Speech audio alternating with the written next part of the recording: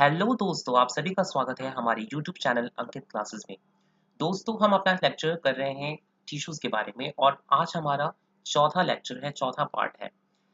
दोस्तों, पिछले लेक्चर में हमने क्या बात की थी? तो एक एक्टिविटी की थी मेरिस्टेमेटिक टिश्यू से जुड़ी हुई। आज हम उसके कंसेक्वेंस पढ़ेंगे। इट मीन्स आज हम पढ़ने जा रहे हैं मेरिस्टेमेटिक टिश्यूज़ के टाइप्स के बारे में। चलिए बच्चों, शुरू करते हैं। So the growth of plants occur only in certain specific reasons. वही बात जैसे कि हमने फर्स्ट लेक्चर में बताया था कि प्लांट्स में जो ग्रोथ है वो लोकलाइज होता है। लोकलाइज इट मीन्स कि it not occurs at all points, it just occurs at certain specific points. ये सिर्फ कुछ खास लोकेशंस पे ही होता है प्लांट्स में। लेकिन अगर बात करें एनिमल्स की, तो एनिमल्स में जो ग्रोथ होती है वो कंप्लीट होती है। कहीं आपने कहीं देखा है किसी एनिमल को कि सिर्फ उसके लिम्स में ग्रोथ हो रही है या फिर कहीं उसकी सिर्फ हेड में ग्रोथ हो रही है? नहीं, ओवरऑल उसमें ग्रोथ होती है, न कि सिर्फ किसी सर्टेन पोजीशन तक। वही चीज है कि हम प्लांट्स की बात करें तो प्लांट्स में हमारा टॉपिक है मेरिस्टेमेटिक टिश्यू। मेरिस्टेमेटिक टिश्यूज क्या होती हैं? तो मेरिस्टेमेटिक टिश्यूज वैसी टिश्यूज होती हैं जो सिर्फ और सिर्फ थ्रू आउट द लाइफ वो सिर्फ डिवाइड करती हैं, इसके अलावा वो कोई इंपॉर्टेंट फंक्शंस परफॉर्म नहीं करती हैं।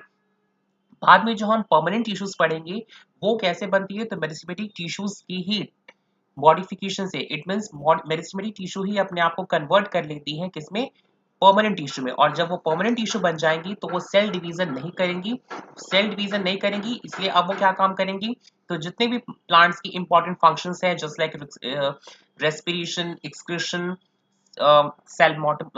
सेलुलर मेटाबॉलिज्म, इस तरीके की सारी एक्टिविटीज जो है वो कौन करती है? परमानेंट टिश्यूज करती हैं। सो अभी हम क्या पढ़ रहे हैं? मेरिस्टेमेटिक टिश्यूज के बारे में पढ़ रहे हैं। तो वही चीज है, the growth of plants occur only in certain specific reason। इसके बाद है, this is because the dividing tissue also related to, so this is because the dividing tissue, also known as meristematic tissue, is located only at these points. Depending on the region where they are present, meristematic tissues are classified as apical, lateral and intercalary। वही चीज कि अब meristematic tissues को उनके locations के आधार पे divide किया गया है थ्री पार्ट्स में। फर्स्ट एपिकल है, दूसरा लेटरल है और तीसरा इंटरकैलरी है। तो ये जो एक्चुअली क्या है, तो ये जो नाम है मेरिस्टेमेटिक टिश्यूज के, ये टाइप्स हैं। तो एक्चुअली ये पोजीशंस के आधार पे हैं। जो एपिकल मेरिस्टेमेटिक टिश्यू होती है वो कहाँ होती है? तो वो प्लांट के एपिकल पार्ट पे। एपिकल इट मींस के टॉप पार्ट पे। ओके, सो स्टेम, अगर कोई आपसे पूछे कि स्टेम का टॉप पार्ट क्या होता है, तो स्टेम का टॉप पार्ट क्या होगा? जो ऊपर की ओर, क्योंकि स्टेम जो है वो ऊपर की ओर ग्रो करता है, पृथ्वी की अर्थ के ऊपर ग्रो करता है। वही अगर बात करें रूट की, तो रूट कैसे ग्रो करती है? रूट जो होती है वो डाउन द अर्थ ग्रो करती है। ठीक है, तो रूट की टिप की अगर बात करें तो रूट की टिप कहाँ होगी? वो नीचे की ओर होगी। वही चीज, क्योंकि वो रूट जो है वो नीचे ग्रो कर रहा है। तो वही चीजें हैं। एक्चुअली आपने क्लास 8 में पढ़ा होगा geotropic movement and phototropic movement, तो उससे आपको काफी क्लियर होगा। ठीक है, तो वही है कि एपिकल पार्ट में, प्लांट के एपिकल पार्ट में कौन मौजूद है? Apical meristematic tissue. वहीं अगर बात करें लेटरल, तो लेटरल जो होते हैं वो कहाँ मौजूद होते हैं? तो जो प्लांट की स्टेम होती है, प्लांट के स्टेम में लेटरली ऐसे मौजूद होते हैं। ठीक है, जो दोनों साइड्स क्या मौजूद होते हैं? लेटरल मेरिस्टेम्स मौजूद होते हैं। इसके बाद अगर बात करें इंटर कैलरी की, तो इंटर कैलरी कहाँ मौजूद होते हैं? तो एक्चुअली हम आगे बात करेंगे, अच्छे काफी डिटेल में पढ़ेंगे। इंटर कैलरी जो होती है वो नोड्स में मौजूद होती है। Nodes and inter nodes. Actually बच्चों ये नोड्स क्या होता है? तो नोड्स जैसे कि आप जानते हैं कि एक स्टेम होता है, स्टेम जानते ही हैं, तो स्टेम से जो ब्रांचेस निकलती हैं, ठीक है, सो वो पर्टिकुलर पॉइंट, वो पर्टिकुलर, एक मिनट, वो पर्टिकुलर पॉइंट जहां से, वो पर्टिकुलर पॉइंट जहां से कोई ब्रांच या फिर लीफ ग्रो कर रही है, लीफ निकल रही है, उसे हम क्या कहते हैं? नोड कहते हैं। ठीक है बच्चों, अब ये तो एक पहला नोड हो गया और ये जो है वो दूसरा नोड है, क्योंकि देखिए एक्चुअली ये दो नोड हो गए। अब इनके बीच में जो ये जो स्पेस, ये गैप बच रहा है, इसी गैप को हम क्या कहते हैं? इंटर नोड कहते हैं। आप ऐसे जानते भी हैं इंटर का, इंटर वर्ड कब इस्तेमाल होता है? जब जब दो चीजों के बीच की बात होती है तब इंटर नोड इस्तेमाल होता है, इंटर इस्तेमाल होता है वर्ड। और यहाँ पर क्योंकि नोड की बात है तो इंटर नोड वर्ड यूज रहा है। ठीक है, सो दो ब्रांचेस हमारी निकल गई और फिर बीच में जो स्पेस बच रहा है इसे हम क्या कह रहे हैं? इंटर नोड कह रहे हैं। ठीक है, इसे हम इंटर नोड कह रहे हैं। ये हमारी पूरी स्टेम है और स्टेम में ये जो स्ट्रक्चर बीच में मौजूद है हमारे, ये दो जो आपको दिखाई दे रही है, ये दो ब्रांचेस हैं, ये जिस पॉइंट से निकल रही है इसे हम नोड्स कहते हैं, नोड से डिनोट करते हैं। ओके, और ये जो हमारा स्ट्रक्चर है ये क्या कहलाता है? इंटर नोड कहलाता है। ओके बच्चों, चलिए, तो वही चीजें हैं कि एपिकल मेरिस्टेम जो है वो कहाँ मौजूद होती है, प्लांट के एपिकल पार्ट पे मौजूद होती है। लेटरल मेरिस्टेम जो होती है वो प्लांट के लेटरल पार्ट पे, लेटरल इट मींस की स्टेम की दोनों साइड्स मौजूद होती है। और इंटरकैलरी जो होती है वो नोड्स और इंटर नोड्स में, आगे हम काफी डिटेल में पढ़ने वाले हैं। तो वही लिखा हुआ है, but as they grow and mature their characteristics slowly change and they become differentiated as components of other tissues। अब वही बातें जो हमने की थी कि ये तो सारे मेरिस्टेम्स हैं। मेरिस्टेम्स है इट मींस कि सिर्फ और सिर्फ पूरी लाइफ डिवाइड करेंगे, डिवीजन का काम करेंगे। और अगर आप ही बात कीजिए, अगर सेल डिवाइड करें तो इट मींस क्या होगा, more and more cell number increase होगा। सेल नंबर इंक्रीज होगा तो जो हमारी ओवरऑल प्लांट जो है वो बड़ा दिखाई देगा, लंबा होगा, यही सी चीजें होंगी।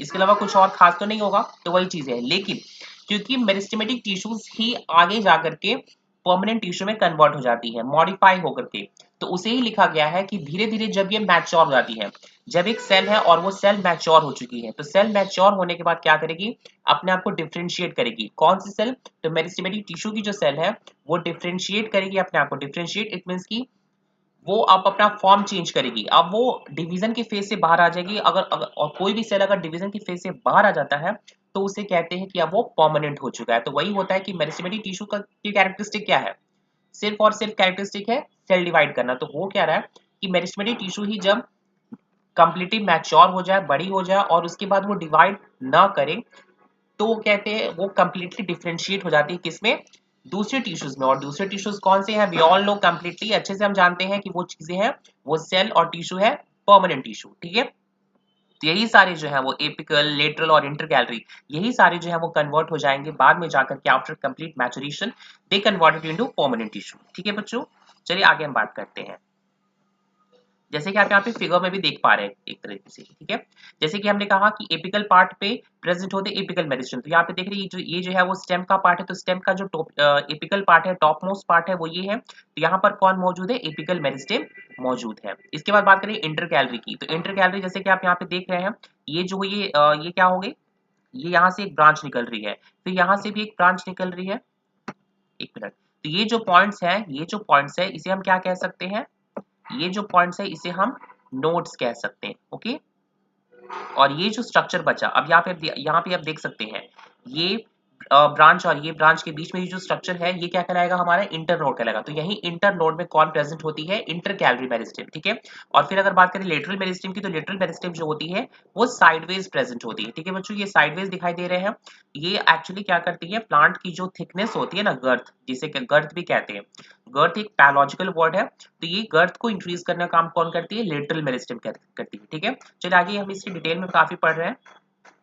वही लिखा हुआ है, apical meristem is present at the growing tips of stems and roots and increase length of stem and root. वही बात है, ये कहाँ मौजूद होती है, तो स्टेम में और रूट में, दोनों ही जगह एपिकल मेरिस्टेम मौजूद होती है। कहाँ पे, तो स्टेम के भी एपिकल पार्ट पे और रूट के भी एपिकल पार्ट पे। अब क्योंकि स्टेम के एपिकल पार्ट पे मौजूद है, जिसे हम स्टेम टिप भी कह सकते हैं, इसकी वजह से, अब क्योंकि स्टेम का ग्रोथ कैसा होता है, स्टेम जो है वो टुवर्ड्स द लाइट ग्रो करता है। टुवर्ड्स लाइट कहने का मतलब ये हुआ कि नेगेटिव टू अर्थ के ऊपर ग्रो करता है। और वही अगर बात करें रूट की, तो रूट जो होता है वो अर्थ के नीचे ग्रो करता है। तो वही चीज है, तो रूट अगर क्योंकि नीचे ग्रो कर रहा है, इट मींस कि जो उसका एपिकल पार्ट हुआ, जो उसका टॉप पार्ट हुआ, वो कहाँ चला गया, वो नीचे चला गया, नीचे की ओर। इसलिए रूट में जो है वो नीचे की ओर एपिकल पार्ट होता है। इसलिए बच्चों जो हमने यहाँ पे एक्टिविटी की थी अनियन वाली, जिससे हमने क्या किया था, जार टू के अनियन को निकाल करके हमने स्लाइटली 1 सेंटीमीटर हमने रूट को काट दिया था। तो एक्चुअली जो उसको काटा, तो वो क्या था, वो रूट का एपिकल पार्ट था या फिर टॉप पार्ट कह सकते हैं। और वहीं पर जो है वो मेरिस्टेमेटिक टिश्यूज मौजूद थी। और फिर आपने ये दिखाया था क्या हुआ कि फिर हमने रूट काट दिया, यानी कि मेरिस्टेमेटिक टिश्यूज चली गई और फिर ग्रोथ नहीं हो पाया। तो वही चीजें यहाँ पर है, ये एपिकल मेरिस्टेम कहाँ मौजूद होता है, तो स्टेम के एपिकल पार्ट पे और रूट के एपिकल पार्ट पे मौजूद होता है, और इसलिए ही स्टेम की ग्रोथ हो पाती है और साथ में रूट की ग्रोथ हो पाती है। ठीक है, अब बात करते हैं लेटरल मेरिस्टेम की। तो लेटरल मेरिस्टेम जैसे कि हमने कहा कि ये लेटरल पार्ट में मौजूद होते हैं, प्लांट की जो स्टेम होती है उसके दोनों साइडवेज ये मौजूद होते हैं। ठीक है, तो इनका काम क्या होता है, गर्थ इंक्रीज करना। गर्थ का मतलब क्या होता है, गर्थ का मतलब होता है थिकनेस, ये थिकनेस को बढ़ाते हैं, ये प्लांट की थिकनेस बढ़ाते हैं। इसीलिए आप देखिए, आप जानते हैं कि सबसे पहले क्या होता है, सबसे पहले एक नन्हा सा पौधा है, तो उसकी जो स्टेम होती है वो ग्रीन होती है, लेकिन धीरे-धीरे ब्राउन होने लगती है। तो जब वो ग्रीन होती है, एक्चुअली वो क्यों उस वक़्त ग्रीन है, तो उस वक़्त उसमें लेटरल मेरिस्टेम मौजूद है, और फिर जब वो ब्राउन हो गई, इट मीन्स कि वो सारे लेटरल मेरिस्टेम्स जो हैं, वो चेंज हो गए, किसमें चेंज हो गए? वो सारे परमानेंट टिश्यूज़ में चेंज हो गए।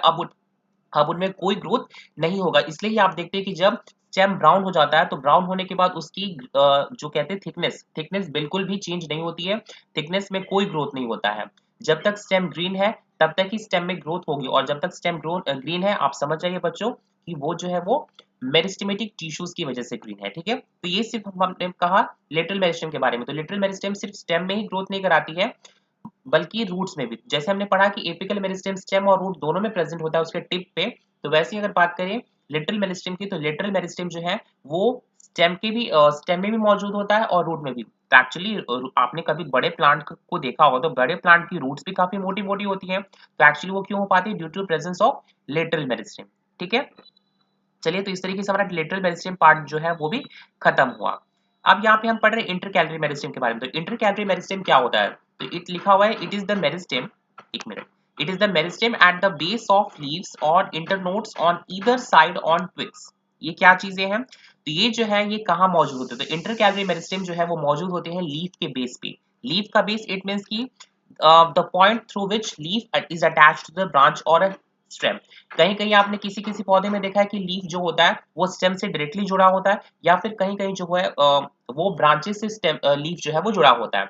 तो जहाँ कहीं भी अगर लीफ जुड़ा हुआ है, तो जिस पॉइंट पे जुड़ा है, जो पॉइंट ऑफ अटैचमेंट है, वहाँ पर भी इंटरकैलरी मेरिस्टेम होती है, और साथ में इंटरनोड्स पे भी होती है। इंटरनोड्स क्या हुआ बच्चों? हमने पहले बता दिया कि नोड्स, पहले तो समझिए नोड्स क्या होते हैं। तो नोड्स वे होते हैं, नोड्स स्टेम में वो पॉइंट्स होती हैं, वो पॉइंट ऑफ अटैचमेंट है जहां से ब्रांचेस ग्रो करती है, जहां से ब्रांचेस निकलती है उसको नोड्स कहते हैं।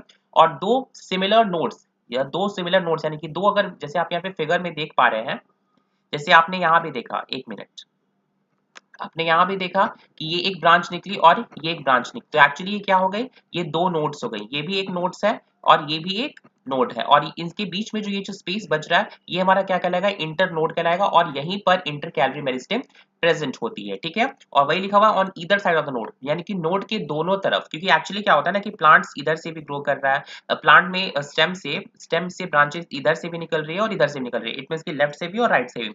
तो दोनों ही तरफ जो है वो मौजूद होते हैं इंटरकैलरी मेरिस्टेम, ठीक है? अब चलिए यहाँ बच्चों हमारा जो मेरिस्टेमेटिक टिश्यू का पार्ट है वो खत्म हुआ, ठीक है?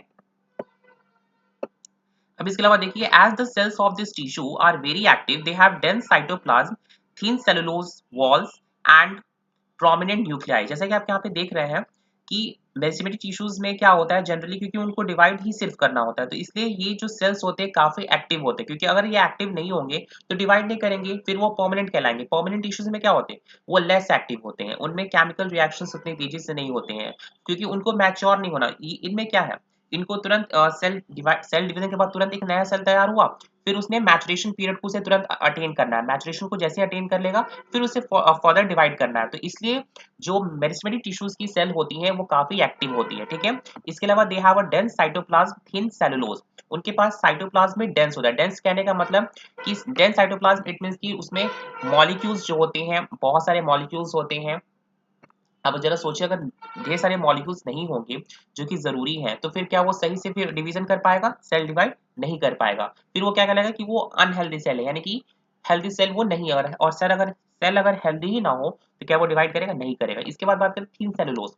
अब जैसे कि आप सभी जानते हैं, पिछले चैप्टर में पढ़ा है कि सेल वॉल कैसे बनता है। तो सेल वॉल एक्चुअली क्या होता है कि जो साइटोप्लाज्म है उसी के डिपोजिशन से, यानी कि उसी की मटेरियल बाहर सेल के चारों तरफ डिपोजिट हो जाती है और एक सेल वॉल का निर्माण करती है, ठीक है? तो अब क्योंकि सेल तुरंत डिवाइड कर जा रहा है, तो उसके पास उतना टाइम भी नहीं है और उतने मटेरियल्स भी वो फॉर्म नहीं कर पा रहा है, इसलिए इनकी सेलुलोज जो होती है वो थिन होती है। सेलुलोज क्यों हमने कहा? क्योंकि जो सेल वॉल होती है प्लांट की, वो बेसिकली उसमें सेलुलोज ही होता है, सेलुलोज की ही बनी होती है सेल वॉल, इसलिए हम कह रहे हैं, ठीक है? And a prominent nuclei. अब न्यूक्लियाई जो है वो प्रोमिनेंट है। प्रोमिनेंट कहने का मतलब बड़ा है। एक्चुअली दोस्तों, अगर प्रोमिनेंट ना हो न्यूक्लियाई, इट मींस कि अगर छोटा सा न्यूक्लियस हो, तो क्या करेगा? वो सेल को कंट्रोल तो कर नहीं पाएगा अच्छे से, और अगर सेल कंट्रोल नहीं हो पाएगा तो फिर वो डिवीजन भी सही से नहीं हो पाएगा, ठीक है? And also they lack vacuoles. अब एक और चीज इनके पास, कि इनके पास वैक्यूल्स नहीं होती। किसके पास? मेरिस्टेमेटिक टिश्यूज की सेल्स में वैक्यूल्स नहीं होती है। दोस्तों आप अच्छे से जानते हैं कि वैक्यूल्स का काम क्या होता है। वैक्यूल एक स्टोरेज ऑर्गन की तरह, स्टोरेज पार्ट की तरह होता है, जो सेल ऑर्गेनेल है, जो कि प्लांट सेल में मौजूद होता है। ये क्या करता है, तो इसमें प्लांट जितने भी वेस्ट मटेरियल्स होते हैं या फिर जो एक्स्ट्रा प्रोडक्ट्स होती हैं वो इसमें रखते हैं। तो दोस्तों ये जो ऐसे सेल्स हैं, मेरिस्टेमेटिक टिश्यूज का काम क्या है, सिर्फ और सिर्फ डिवीजन का काम है। इनको कोई इंपॉर्टेंट फंक्शंस तो परफॉर्म करने नहीं है कि नए मॉलिक्यूल्स तैयार होंगे, उन्हें स्टोर करना है, इस सारी की चीजें। इसलिए इनके पास वैक्यूल की कोई जरूरत नहीं है, ठीक है। बस सेल डिवाइड किया, डिवाइड करने के बाद दो सेल मिले हमें, फिर वो सेल जो होंगे वो बस इतना ही रिएक्शन कर सके ताकि वो मैच्योर हो जाए, और मैच्योर होने के बाद फिर उन्हें फर्दर आगे जो है वो डिवाइड कर जाना है। इसलिए इनके पास वैक्यूल्स नहीं होती हैं, ठीक है। अब यहाँ पे एक क्वेश्चन भी मेंशन किया हुआ है कि can we think why they would lack vacuoles, क्या हम सोच सकते हैं कि इनके पास वैक्यूल्स क्यों नहीं होते? तो इसका आंसर हमने ऑलरेडी बता दिया, बिकॉज उन्हें इसकी जरूरत ही नहीं होती है, ठीक है। तो इस तरीके से ये जो हमारा पार्ट है, ये पार्ट 4 टिश्यू का, ये खत्म हुआ आज तक। ये आज हमारा जो मेरिस्टेमेटिक टिश्यू का पार्ट है वो कम्प्लीटली खत्म हो चुका है। अब अगर बच्चों आपको ये लेक्चर पसंद आ रहा है तो प्लीज़ आप लाइक कीजिए, शेयर कीजिए, और अगर आप कोई भी डाउट्स है इस चैनल से जुड़ी हुई तो प्लीज़ आप कमेंट बॉक्स में कमेंट कीजिए, और जितना हो सके हमारे वीडियोस को शेयर कीजिए। Thank you.